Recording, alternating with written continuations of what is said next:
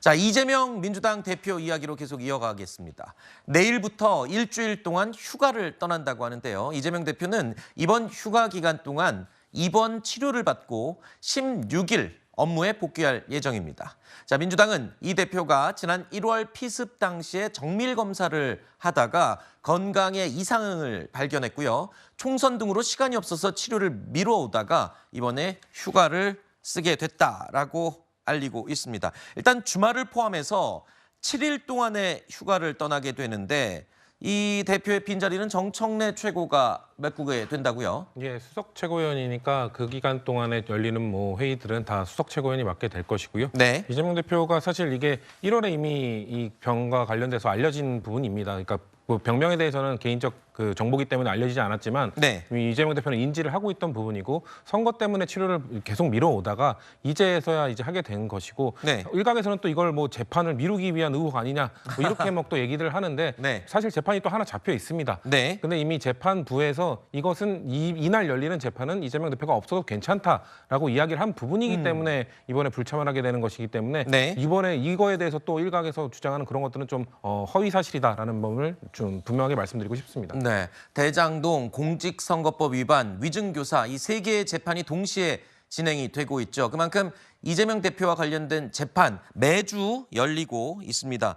두세 차례씩 열리고 있는데 자, 일단은 한동훈 전 위원장도 휴식을 취했듯이 이재명 대표도 휴가를 가는 거는 마땅한 것 같습니다. 좀 쉬어야죠, 이제. 그렇죠. 아니 대통령과의 면담에서도 그랬지 않습니까? 건강을 회복하셨습니까?라고 네. 대통령이 질문하니까 아직도 건강이 완전치 않다는 말로 했기 때문에 실질적으로 그럴 겁니다. 1월에 피습과 테러를 당한 그 불행한 일을 당하고 그다음에 그 이후 계속 지속적으로 공천 그다음에 선거운동 그 끊임없이 정말 살인적인 일정 소화였기 때문에 아마 이 대표로서도 몸에 이상을 느꼈을 수도 있고 또 간단한 시술이 필요하다고 하니까 아마도 그런 개인적 사정이 있겠죠. 어쨌든 정치 지도자들이 휴식을 가지고 그 휴식을 통해서 재충전의 시간을 가지고 그것이 22대 국회 양질의 정치로 좀 전환된다 그러면 휴식이야말로 얼마나 좋은 또 모멘텀이 되겠습니까? 그래서 네. 충분한 휴식과 또 충전을 하고 돌아와서 좋은 정치로 국민한테 보답해 주신다면 국민들이 다 그런 거 바라는 거 아니겠습니까? 네. 건강에 큰 이상이 있고 그런 건 아니죠. 예, 간단한 시술이면 되는 걸로 알고 있습니다. 네. 그렇게 걱정하실 필요는 없는 것 같고요. 아마 일주일 동안 치료도 하면서 건강도 회복한 이후에 지금 주어진 일정들 당무와 재판 다 무난하게 소화하실 걸로 예상하고 있습니다. 네.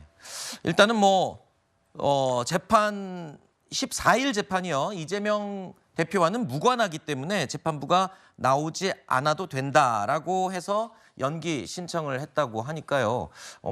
큰 문제는 없는 것 같습니다. 일단은 영수회담 이후에 큰 일까지는 다 치러 놓고 그리고 지금 휴가를 가는 거니까 글쎄요.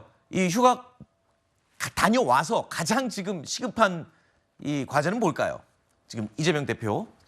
일단 지금 대통령의 기자회견 이후에 민주당은 이제 대응을 해야 됩니다. 왜냐하면은 과연 국정기조를 변화를 하실 건가? 영수회담 이후에 좀 변화된 모습을 보여주신다고 했는데 과연 내일 있을 기자회견에서 대통령께서 다른 모습을 보여주실지를 보고 네. 만약에 보여주시지 않는다면 민주당은 또 기존에 추진하던 법안들을 계속해서 추진해야 됩니다. 특검법도 네. 있고 산재에 있는 그 현안들이 너무 많기 때문에 지금 사실 당무를 쉬기에 부담스러운 시기임에도 불구하고 네. 지금 좀 어쩔 수 없는 개인의 치료 때문에 쉬시는 거기 때문에 복귀하시면은 아마도 지금 원내대표나 이런 분들이 발표했던 우리가 만약에 대통령께서 거부권을 행사할 경우 그리고 21대 국회 마지막에 어떤 법안들을 추진하겠다는 이미 밝힌 바가 있기 때문에 그런 것들을 네. 차차 해 나갈 것으로 보입니다. 이재명 대표 휴가나 이런 것과는 상관없이 야당이 지금 본격적으로 밀고 있는 입법 내용들, 특별법들 이런 거는 계속 진행이 되겠죠?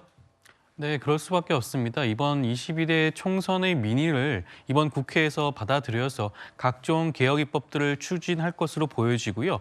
각종 특검법도 쌓여 있습니다. 그리고 개혁 입법도 많이 쌓여 있고요. 지난번 윤석열 대통령이 거부권을 행사했던 9개 법안에 대해서도 다시 한번 그 판단을 받을 수밖에 없는 상황입니다. 이런 개혁 입법들을 적극적으로 추진하기 위해서는 이번 22대 국회 개원과 함께 많은 산적한 일들을 적극적으로 추진해야 될 것으로 보여집니다. 알겠습니다. 자, 정치권 소식은 여기서 마무리하고요. 내부는 인사드리겠습니다. 오늘 나와주셔서 고맙습니다.